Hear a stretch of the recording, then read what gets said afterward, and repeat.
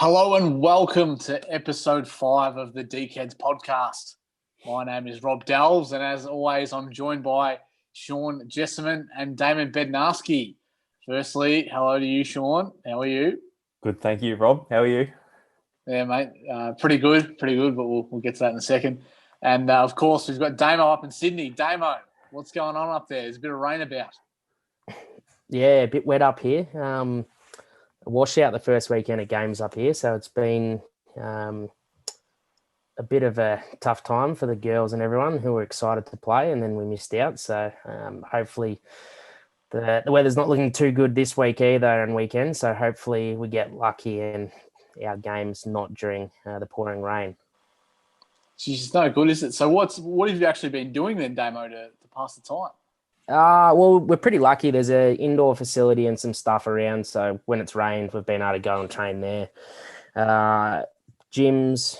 So we're lucky enough to use the GWS and New South Wales Rugby League gyms up here. So we've got access to them, and then a bit of running here and there when we can get outside without it pissing rain. So, yeah. But in the hub, virtual golf, table tennis, there's been a lot of that going on. Perhaps a bit of the incorrect hydration's been happening a little bit amongst some people, but yeah. No. Oh, no.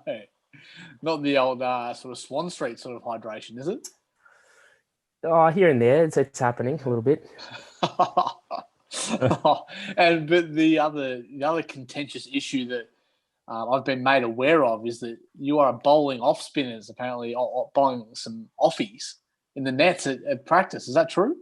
Yeah, all hands on deck at training at the Renegades. So, hitting catches, getting balls thrown at me, bowling on the dog stick, whatever is required. Are you getting a bit of turn, though? Or what? Is a bit of movement? No. There's a little bit of movement at the SCG. You know, it is a spinner's wicket up there. So, just a bit of right to left. Oh, that's good, mate. That's outstanding. We might throw it back to Sean. As you can see, for those of you on the YouTube looking at the screencast, I'm actually rocking the TRIAX cap, which is a new addition this week. Sean, have you got any update on the merch at all? Well, the merch we do have some available that we're looking to put an order in. So we're looking to order some tees, some hoodies, and some crew neck jumpers. So if you are interested at all, message us on any of our social media platforms or get in touch with us, one of us individually if you like, and we can get the ball rolling because we're going to be looking at putting an order in hopefully by next week. Outstanding. I've heard the crew neck is actually a really popular item that people have talked about. I didn't realise how much interest was surrounding a crew neck, but there you go. Yeah, we didn't order one for ourselves, but we've had some requests, so we've added that as an option. Outstanding, very good. Good stuff on that front, Sean. So hopefully we'll have some traction there and some production soon on the merch front. But in the intro into our into the current podcast, we'd firstly just like to thank everyone for listening so far and tuning in. Really appreciate the feedback we've got so far. It's really means a lot to us. So thanks for listening in on Spotify or Apple iTunes and watching the screencast on YouTube. We appreciate that. Keep any comment or feedback coming. Love to hear it and try to incorporate some value where we can. So we thank you very much. We also thank you for tuning into TikTok. I've noticed there's been a bit of a spike in the views lately on the TikTok. I'm not sure why that is, but another stroke of genius from yours truly, I think, boys. Have you guys ever looked at the TikTok yet? I was going to say, does it count how many times you look at yourself on TikTok, Rob? No, mate. Definitely not. But like, have you guys wouldn't even looked at it yet? Mate, I don't even have the app on my phone, so I wouldn't even know. It's all just the 14-year-old audience that's lapping it up, isn't it, Rob? No, well, so what I've tried to do is Instagram have the Reels feature as well now, so I'm trying to sort of double up on the content from TikTok into the Reels as well, so you don't miss out. If you don't have TikTok, you can see the highlight reel there on Instagram as well. So just keep a lookout for that one if you can. Well, that's not too bad, is it? That's a good little plug there, I reckon, Sean. What do you reckon? Yeah, no, plenty of people have been asking about it, so good to let them know. Oh well, if you want to, give us a bit of a leg up with the traction on TikTok, then please, have a look there at that forum.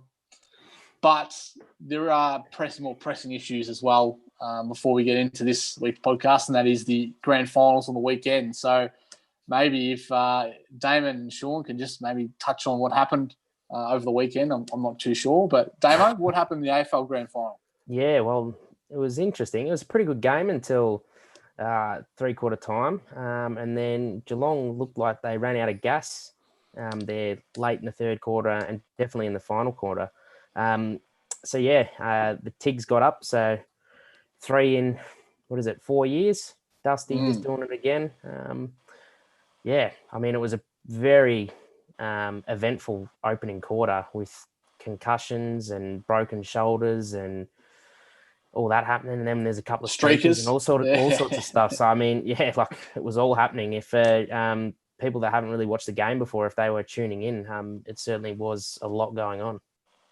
Yeah, absolutely. And did anyone correctly guess the Norm Smith and the team, the winning team as well, or not? Well, I told you to pick Dusty, so Rob, you really went out on a limb there, Rob, picking Dusty for Norm. I'll tell you what, I would have been pretty close with Mitch Duncan and Geelong had they won as well. So I wasn't too far off the mark. I actually put a bet on Mitch Duncan to win Norm Smith on the day.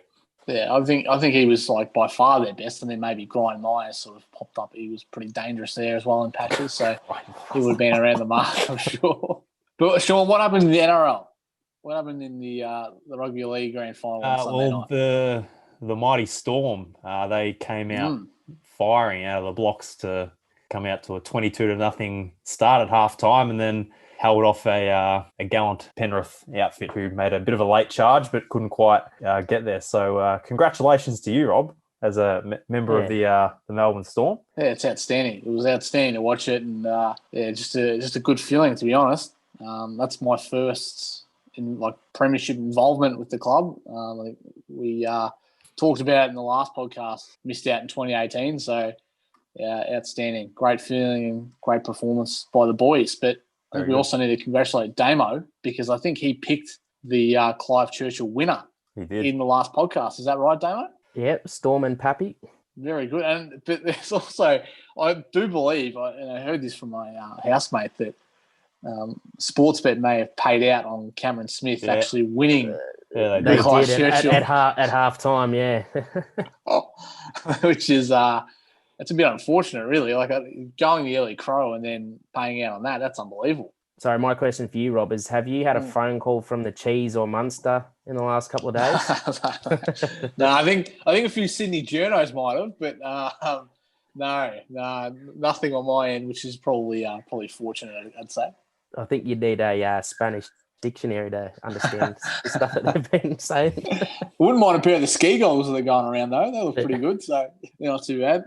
Anyway, look, that's probably enough talk about the happenings on the weekend. Maybe we should get stuck into this week's podcast. And I'm pleased to announce that the topic is sports science mythbusting. So if you've ever watched SBS, you may have seen those two old blokes, the Mythbusters, go around and try to prove a few myths, factual or inaccurate or whatnot. This is what we want to do in this episode of the podcast, because when you say sports science to people, there's a lot of connotations associated with that, and there's a few myths that we sort of want to bust in this podcast. So, Sean and Damo, where does the typical myths surrounding sports science come from, do we think? I just think there's a bit of a lack of understanding of what a sports scientist is. I know that when we were at uni and you speak to friends or family members and you tell them that you're studying sports science at uni, the very next question you get is, so what do you get out of that? What kind of job do you get out of that? And it's kind of hard because there's so many different paths you can take, but I think it all comes back to there's not really everyone knows what a PT is, everyone sort of knows what a physio is, but a sports scientist, because it's such a new thing, it's sort of only really come to light and the role of a sports scientist in elite sport has really risen in popularity the last sort of 10, 20 years. So there's just probably a lack of understanding about what the actual role entails. Yeah, I think that it's because it's not really a clear role. And I think a lot of job descriptions in the area combine multiple things into one and just say sports scientist as the job title. So most people would know what a strength and conditioning coach is. So they're, look after running and gym based training at a club. But then what comes on top of it is that they actually look at, GPS data and interpret that to use their programming and stuff like that. So that's when that science component comes into it, and they just chuck the title of sports scientist in there because, that they're using data and analyzing and doing interpretation. So I think that's where it gets confused, like even in my current role here with the Renegades, I'm a strength and conditioning coach, but you're still looking at data and doing those things. So my role isn't sports scientist, but it has those components of sports science, which is, performance analysis, data interpretation. We are scientists. We're using figures and numbers to, design our programs. And I think that's, the thing that people probably get confused with the most is that it's when you piece all of those different areas together, the job title that the industry is given it is sports scientist, but you might actually specialize in a particular area. So Rob's a performance analyst, but that falls under the sports science banner as well. Yeah, absolutely. And that's a good point, Damo, is that you say that. It's just basically a overarching term really for a multitude of different things. And what you said there, you mentioned the word scientist, and I think that leads into the next point as well, is that there might also be a negative stigma associated with the term sports science and sports scientists. Now, I think we all know where that stems from. So maybe if we want to briefly touch on the origins surrounding that stigma that people hear or people associate with sports scientists when the word is used. Yeah, I guess when you think of scientists, you think of someone in a white lab coat in a laboratory with test tubes and all that sort of stuff. So, by all means, there are sports scientists that perhaps are in a lab setting, but I can probably guarantee that they're not wearing a lab coat when they're doing it. And it's certainly not that sort of level of science. So like we're all sports scientists, we're all got the accreditation. So we do the same thing, but our science is, we go out and collect heart rate data or, running speeds and that sort of stuff. And we interpret that information. We're not in a lab setting. We're out on a field generally.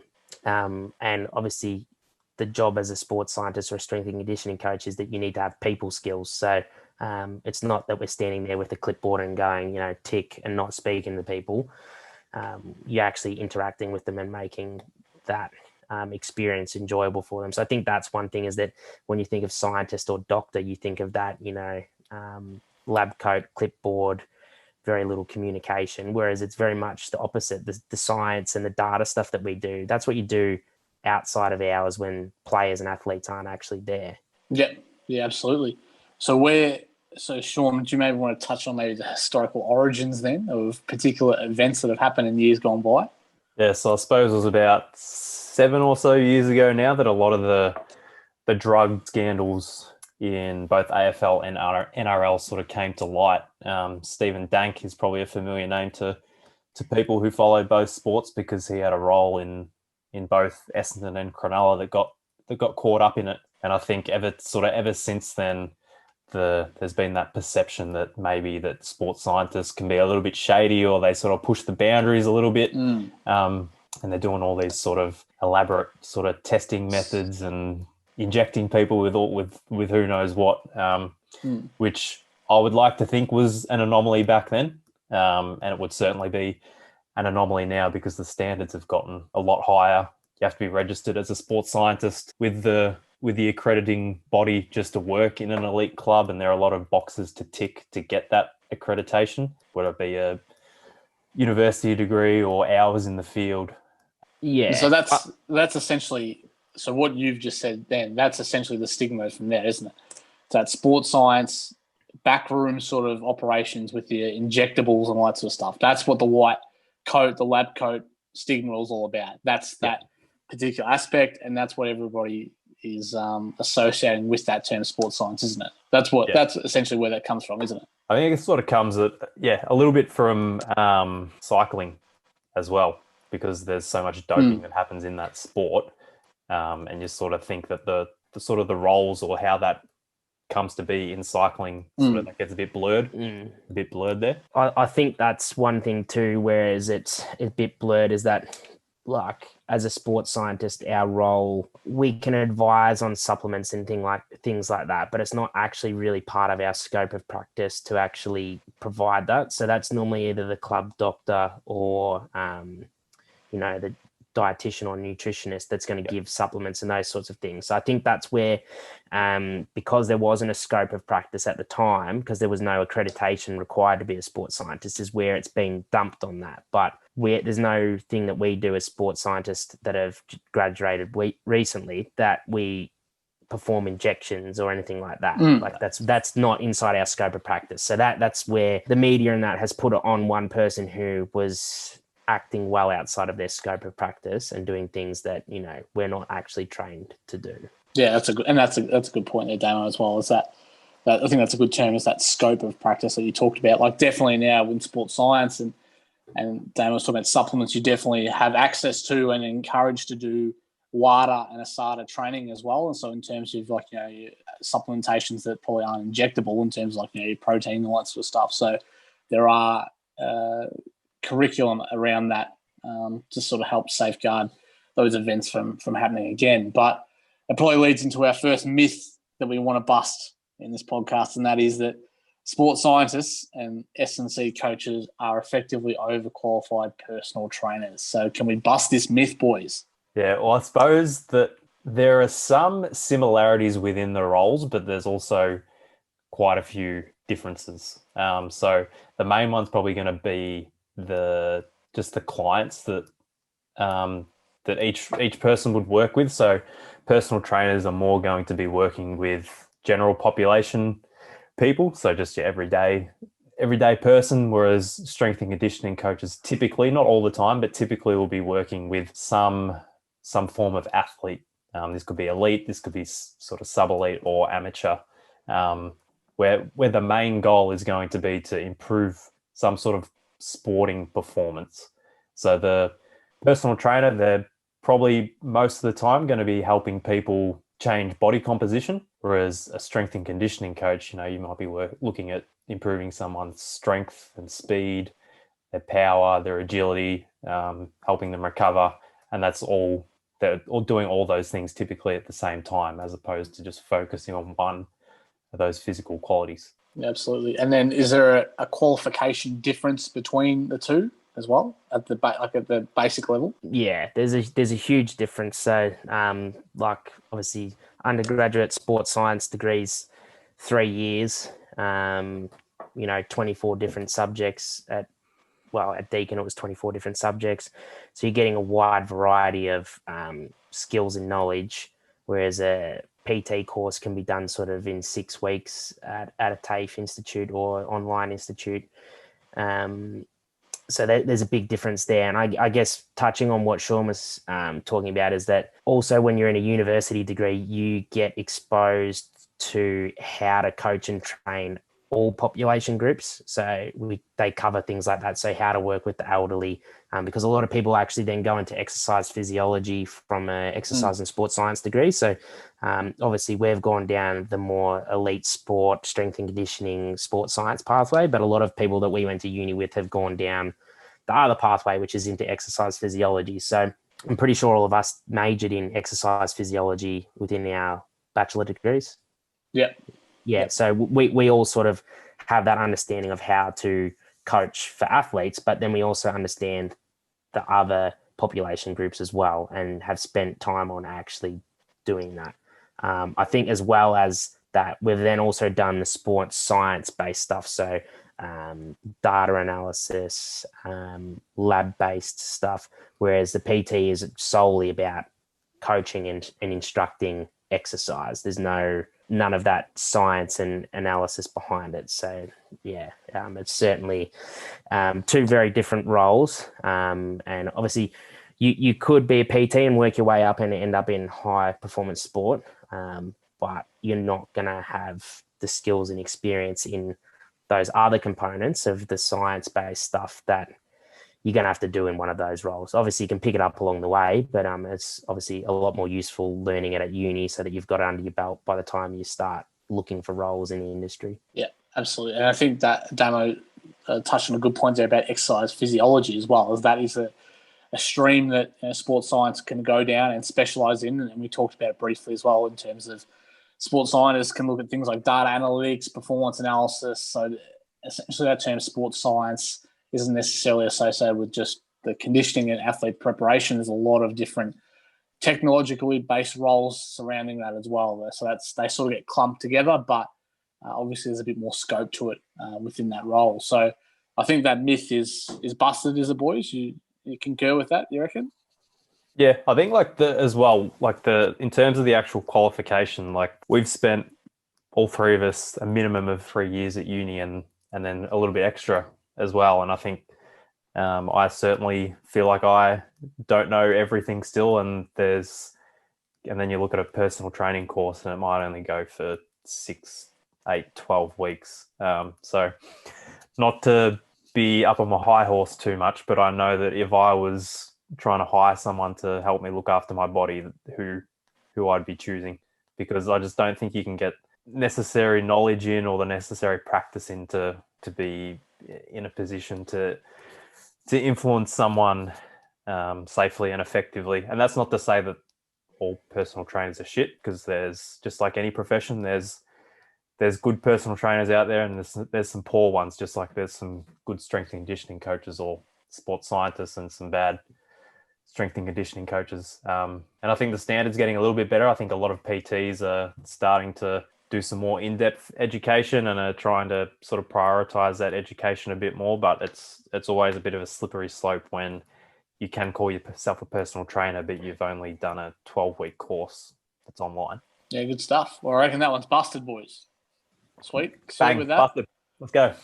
All right, so myth 2, and this is one that you get particularly in the AFL, is that sports scientists want to manage athletes as much as possible, i.e.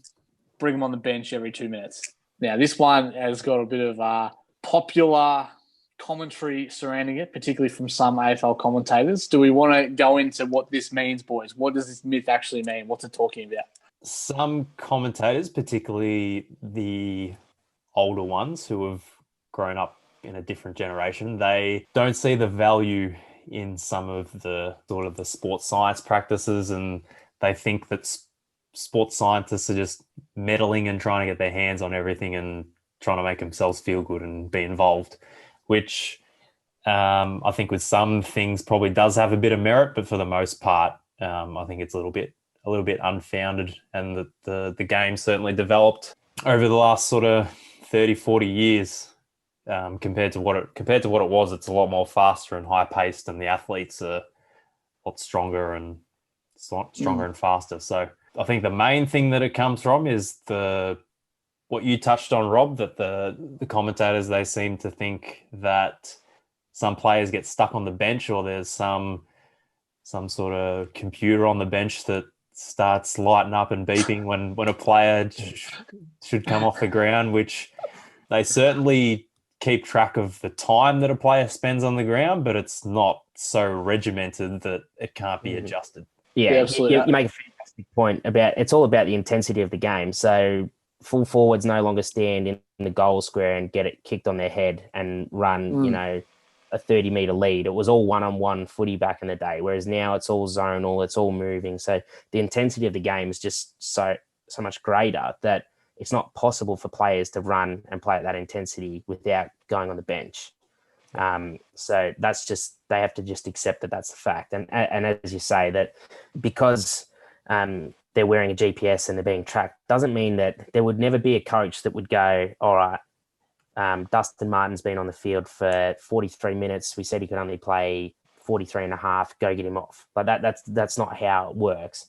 Obviously, if he needs a rest, they'll either rotate him into the forward line to give him a rest, or take him off if it's possible, and then get him back on the ground as quickly as possible. Sometimes the game doesn't allow for it if the ball's on the other side or whatever. So that's just parts of the game that happens, but it's not as if someone on the bench, and I can attest to that, is that the coach would tell you to piss off if you told them that they had to come off because they've hit their high speed meters or something. Like you may as well pack up your bag and quit your job on the spot there, because they really would not let that happen. So I think the other one is said commentator, I think that we're talking about, was not too happy with players being told that they can't kick at goal after training for certain amounts of time.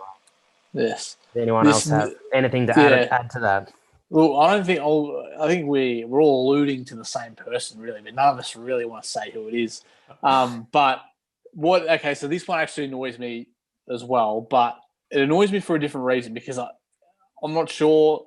Like, I've never worked in an AFL club, so I don't know. So you blokes probably know a bit more than I do. But if you're a forward and you're kicking goals after training and someone's putting a limit on that, I'd be a bit frustrated by that, and I can see why you'd be frustrated by that. But then from a sports science point of view, I understand why people would want to minimise the load. But yeah, so this one, I can see why some commentators would be frustrated, particularly when goal scoring and the accuracy around that is heavily criticised in this modern game. So that one, I definitely sympathise with said commentators' feelings behind that. I think from my own experience with different levels of footy clubs, I personally have never seen someone or a player be told, hey, you got to stop kicking the ball. I've been at clubs where they've sort of generally tracked the amount of kicks that a player might have, because the issue that all starts with that essentially with kicking sports, there can be some overuse injuries, particularly at the groin. It's not really as common nowadays, but you might have heard of it back in the day. Osteitis pubis was a big one, and it was a big overuse injury that stems from too much kicking, essentially. So I think sports scientists tried to come in and say, well, hey, let's stop kicking as much. And they tried to put these limits on. But I personally have never seen someone pulled off the track. The only reason I've seen someone pulled off the track is because they've been out there too long and they've got other stuff to do inside, like gym or meetings or stuff. I've never seen someone pulled off because they've been kicking too much. So I'm not saying it's never happened, because I'm sure it has, but I think nowadays it's probably a little bit better, where if players want to do some extra goal kicking or some extra skills after training, by all means do it, but don't be out there for an hour when you've just had a 2-hour training session either. I agree. Like, 100%. There's obviously reasons for why they may have been doing it at the time, but then like the correlation between that and osteitis pubis, I think, was quite hard to actually match up that was what was causing it. So, that's one instance where you're trying to find an answer to something that we don't completely understand. And from my experience in cricket, this is one that gets a bit of attention on the media as well during test matches, how they're resting players because of bowling loads and all that sort of stuff.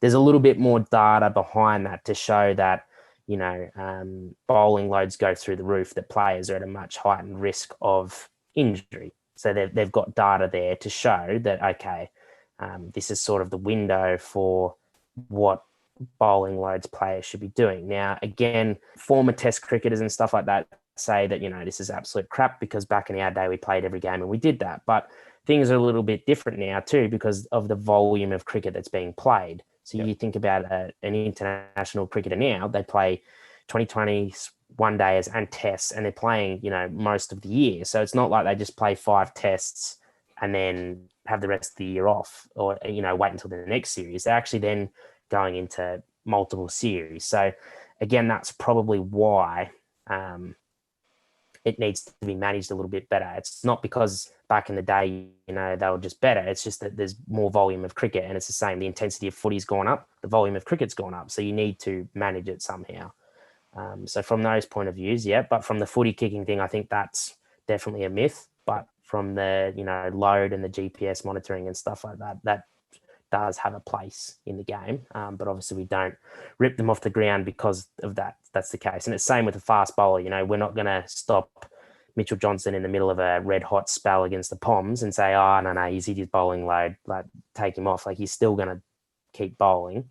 You'll just deal with the repercussions later on. I think a lot of these sports scientists as well, they're trying to ensure that players, or they're trying to manage loads so that players are actually out on the park, because now with elite sport, there's so much money put into it, just in terms of their salaries that they're paid, that if they're injured and sitting on the sidelines, then it's essentially money just going to waste. So those higher up, the sort of the presidents and the CEOs are going to be looking at, if your players are injured, the first person they're asking questions to is the performance team and why they're not out there. And a lot of the time, you probably, I don't know if you've heard it before, but some people say the best ability is availability. Not bad. See, that's another quote. It's only taken you, like, I think you put the quotes away for a couple of episodes there, Sean, but good to see you've... the quotes are back. Made a good quote there. But I think you're right. There definitely is that financial aspect surrounding, how much money is invested in players and the commercial considerations that around elite sports people as well, and then their availability on the park. Like I know the NBA, like the Spurs, are not necessarily notorious for resting their players, but it's something that they have looked to do during the season, and that's met with some backlash from people who have more commercial interests, because obviously they want the best players playing, and that's good for revenue around that. So there's a whole different range of financial and incentives and commercial incentives around player availability and trying to manage that as well. So it's definitely a delicate tightrope that sports scientists and S&Cs have to walk. So I agree on that front as well. Like, from our position as being in the performance departments as well, it's something that is generally in your job description or your KPIs each season is, injury rates or player availability and that sort of stuff. So it's not to say that the staff in those departments aren't concerned about it. Like their jobs are on the line with these sorts of things as well. So that's where there's pressure on them as well. And they are always trying to get the best players on the park. And as Sean said, you've got a better chance of winning as a team if you've got your best players available. So I think it's sort of one thing where Leicester City was the big thing in the Premier League. If you look back at the stats for that year, which later on there has been some investigation into some questionable sports science actions there, that they actually had their starting 11 was available for the majority of the season. I believe they only used 13 or 14 different players, which for a Premier League season, so that means that, you've only got 11 players on the field. They've only used 3 different players outside that squad. So if your best 11 are always available, you've got a better chance of winning. And they did win the league that year. So that's, it shows that how important it is to have those valuable, best performing players on the park at all times. So I think that myth may be busted, boys, on that front. And so now we'll briefly touch on this myth because we have discussed it earlier, but the third myth is that sports scientists are white coat lab rats that don't like ASADA. Can we talk about that a bit more? All right. Well, I certainly wouldn't say that we don't like ASADA.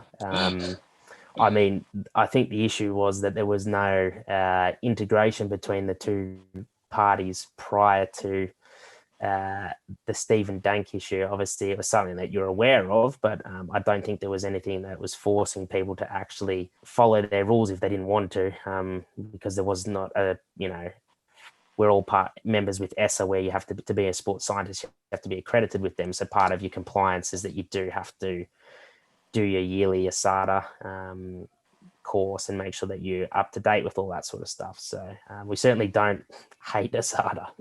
We're not advocating for drug cheating over here at TRIAX. No, absolutely not. Absolutely not. But I think that's the classic stigma surrounding sports science, isn't it? That's the one. That's where it all stems from, is that supplement scandal and the things surrounding that. Because nobody had heard the term sports scientist before that. Yep. And then you hear terms of sports scientist and then the weapon and all these different sort of nicknames and all that sort of stuff. So, yeah, that's something I think we busted in the opening discussion. But, yeah, definitely sports scientists aren't your mad Soviet scientists in the back room. Busted. Bang. So Yeah, busted. There you go. Well done, Sean. Have you got a quote for that one, Sean? Or you just No, I don't, unfortunately. Yeah, there you go. So then our penultimate myth is that sports scientists are data geeks. So this is a bit of an interesting one. I think this is the hybrid of the sports science term, essentially probably a negative connotation with that overarching sports scientist term, and particularly data analysis. So I actually might kick this one off because I think it's probably a bit more close to home for me than it is for you two boys. But essentially, data is, particularly in this world, I think data is a massive component for most jobs now, like particularly commercially, businesses, finance. It's a data-driven world, and looking at sport is no different, essentially. So sports scientists and S&C or strength and conditioning coaches, they're essentially using Excel and R Studio or R now as well to handle a lot of their data. So it's nothing new, essentially, that sports scientists like handle data. But the actual geek thing, I think, comes from maybe the movie Moneyball. I think that we've got these essentially data scientists or computer programmers who have a lot of knowledge around information technology and the surrounding analytics around that. I think that's where the misconception starts from. So that's essentially two worlds colliding there in terms of data analytics and sport. So it's not necessarily what you see in Moneyball, where you're trying to predict and do all that sort of stuff. There obviously is elements of that, but again, a sports scientist, there's so many different things that obviously data is a part of it, but by no means are sports scientists essentially consumed by big data and the analytics around that. Not sure what your thoughts are for that, boys. I think a lot of the data and analytics stuff that you said is pretty big in baseball over in America, and depending on who you ask, it's either made the game better or particularly for the traditionalists of baseball, it's sort of made it a little bit worse. But I think depending on the situation, data certainly helps, and it helps to paint a picture, but I don't think you can put all your eggs into the data and the numbers basket, because a lot of the times they can be a bit misrepresented and they don't provide much context. So I think they can certainly help you make decisions, but they shouldn't guide your decision making, because it just doesn't take into account sort of human behavior and variances between people and within people. And so I think you see a lot of that sometimes with the Telstra tracker stuff on the AFL and the NRL with the GPS data. They'll sometimes show some speed metrics or some distance metrics, and I think they get a little bit misrepresented sometimes by commentators and fans because they don't quite tell the whole story, and you sort of got to take them with a bit of a grain of salt, because even though they say one thing, it doesn't necessarily mean the same thing, if that makes sense. And that's a great point, Sean. And there is a blog that particularly with GPS data, and there's also a TikTok surrounding that very instance. So if you want to have a look at that, just go check it out. Give it a couple of likes, bump it up. There you go. Yeah. I think Daniel, I think that you'll probably agree that data is probably inevitable when you work with humans in terms of the things that we measure. So working with heart rate and GPS, you have to use data in that instance, don't you? Like, it's inevitable. Yeah. So I mean, that's the type of data that I'm working with is pretty basic sort of stuff that you can do on Excel. So I'm not on like anything too complicated, and it's very simple sort of formulas and stuff on Excel that, most people, if they YouTube it, they'd be able to figure out how to do what you're doing. So it's not complicated stuff. It's more just looking at what the numbers are telling you, and then sort of from a strength and conditioning perspective, using that information to program sessions for your athletes that match up to what they're capable of doing. But I think the most important thing with it is how you present the data. So you might be collecting, if you've got GPS units, like thousands of points of data, but it's about presenting what's relevant. So if you're making a report for a player or a coach, you're not giving them a spreadsheet with, 15,000 numbers in there. You just give them the key stats and figures that they want to see, and in a way that it's easy to analyze. So that might be some graphs and, different tables and things like that, which is, quite part of our job is about the visualization side of things as well. But I think the one thing, a bit of a quote, but it's paralysis from analysis. So you can spend hours doing it and you can give all the information to the players, but and coaches, they've got no idea what to do with it. So it does come back to that, how you actually present it and give it to them is how valuable the data is. That's the most important thing. If they get some value out of it, then it's good. Other coaches will get zero value out of it, so there's no point presenting it to them. You can just use it how you need to use it.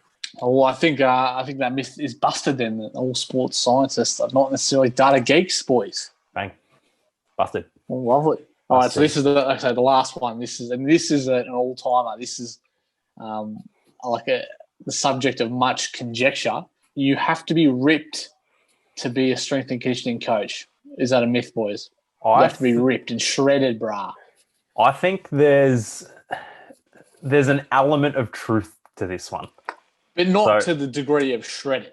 That's what I'm getting at. There's an element of truth to it. So I think that for any sort of strength and conditioning coach or fitness coach or sports scientist, you need to be able to walk the walk and train in a similar way to your athletes. So I think that just allows you to sort of put yourself in your athlete's shoes and sort of understand their thought processes when they've pulled up sore or when they're feeling shit in the gym or when they're pushing through that last sort of couple 100 meters of a 2K time trial and they sort of their legs are feeling like jelly. So I think that you have a deeper understanding of sort of what's going on inside their head. And I think it sort of just makes you a better coach because you can sort of relate to them a bit more. Yeah, I think aesthetically, that's the thing that's probably the misconception is that you don't have to be, as you say, shredded and cut and whatever you want to say in terms of those things. It's more that, as Shawnee probably said, you need to practice what you preach. So you need to have an understanding of how an athlete will feel when doing particular things. You don't have to run as quick as them, lift as heavy as them, but you just need to understand if you did the same session as them at a relative level to your own personal fitness, you'd be able to do that so that you can actually go, yeah, okay. And even as a good coach, you should be able to demonstrate and instruct an exercise. So if you can't actually demonstrate it to a good degree, then you can't, in some instances, coach it because the athlete doesn't know what to do visually because some people are visual learners. So it's certainly very important. But when people put up these posts on social media and say that, they would hire someone else because they look fitter, but, you may not necessarily look fit and built and whatever, but you can still lift weights well and still do running sessions, then that's perfectly fine. I think, it certainly shouldn't come down to appearance, but you do need to be able to practice what you preach. That's a great point as well, is that if you're an S&C coach and you want to train for a marathon, like you're not necessarily going to look like you're ripped and you're muscular, are you? But you still might have outstanding practical knowledge and the ability to demonstrate whatever movement you want. So that's a great point at appearance, although the other end of the scale is if you rock up to training overweight or if you're like noticeably overweight, then that also may not work in your favour either as well. And that's unfortunately just human nature, isn't it? But I do have one anecdote on this topic. I'm not going to mention any names or whatnot. I'm not going to mention any sports, none of that. So it's purely confidential. But I was involved with an organisation, a team, a collective group of people that very secretive here, Rob. Yes, very secretive. That because this is just outstanding, and I was doing a bit of work with this collective group of individual athletes or team sport athletes or organisation. And the coach actually rocked up 15 minutes before training with a KFC box and sat on the bench of the facility and ate it whilst they were warming up. So again, that's probably not great. I dare say the chicken smelled outstanding, but again, time and place. This isn't a personal story of yours, Rob. I know you like to partake in the KFC occasionally. No, it's definitely I think not mine. this is a new segment we need, the TRIAX files, where he sends what you're talking about. Yes. I'm not mentioning any names or any sports surrounding that, but definitely a true story. Yeah. I think that if you're considerably overweight or you just look out of shape in general, it's going to be hard from the outset for some athletes to potentially take you seriously. And you can always interact with the athletes and build relationships with them so that they trust you and they trust that you know what you're doing. But it just might be a bigger uphill battle if their first impression of you is that you look like a bit of a slob, or you don't look like you take pride in what you do. So as Rob, as you said, it's a bit vain and a bit judgmental, but it's human nature, as you said, and there's nothing we can really do to change that. But what we can change is the position that we sort of put ourselves in from the get-go, because while being shredded or ripped, it doesn't automatically make you a good strength and conditioning coach. You need a lot more sort of technical knowledge and interpersonal skills to excel in that. But it's sort of a bit of a juggling act, I suppose, where you sort of got to meet it in the middle, where you can't rock up overweight, but just because you are in good shape, and that doesn't make you a good coach. Yeah, exactly. And then that's the other thing. If you're ripped and shredded as well, you may have just trained for that purely for 5 years or whatever. You might not even have any idea of other techniques. You might not be a good speed coach, power coach, strength coach. You might just be doing hypertrophy. You might be good with your diet and all that sort of stuff. But that's still that's a minor piece of the puzzle in terms of overall athletic development, isn't it? So don't necessarily be fooled by an image as well. But obviously, if you want to enhance your credibility, then by all means, a picture paints 1,000 words. So it's in your best interest to present yourself as best as you can. But I think that's that myth busted, boys. The final one, the fifth and final. Busted. Very good. Myth busting. All right, so it's a good one actually. Pretty good. Not necessarily Bermuda Triangle sort of stuff, and whether people have actually escaped from Alcatraz, but it's pretty good, I think. So we might wrap it up there, boys. My final or penultimate plug is have a look at Sean's core video on YouTube. Pump it up, give it some likes. He's been dying. He keeps messaging me, mate. Say, mate, make sure you pump it up in the podcast. Make sure you pump it up. There you go, mate. And then while you're at it, have a look at TikTok as well, just to see some of my handiwork on there. But thank you to everyone who, on a serious note, thank you to everyone who has tuned in, subscribed and liked all our content so far. Really appreciate it. Really enjoy actually bringing it to everyone, and thank everybody for your feedback so far. So if you can comment, like, subscribe on the various forums on iTunes, YouTube and Spotify, that would be sensational. If you have any questions or comments or any potential ideas for future podcasts, please let us know and get in touch with us. We welcome your feedback and want to hear anything you want to say. And if you've got any questions as well that you want us to cover, then just message us. I'm happy to do that as well. But for those who want to get in touch with us, Sean, how do they do that via social media? If you search for TRIAX Performance on either Facebook, Instagram, or Twitter, you'll find us on there. As Rob said, if you've got any, what's that Facebook? You're missing one, mate. You're missing one again. What's the other forum you're missing? TikTok. The TikTok. Well, mate, you just plug the hell out of it. So I'm sorry for scratching over it there. But anyway, as I was saying, if you do have any questions, or if you are interested in any of the clothing or the merch that we have available, tees, crew neck jumpers, hoodies, and we do have some caps available as well. If you're interested in them, let us know. Good stuff. And Damo, if people want to get in contact to us more formally in terms of email on the website, how do they do that? Yep. So we've got admin@triaxperformance.com and at triaxperformance.com if you want to check out the website. Good stuff. Outstanding. And I think that might do us there. So thank you for tuning in this episode, and we look forward to speaking to you next time, where hopefully Damo would have actually seen some cricket.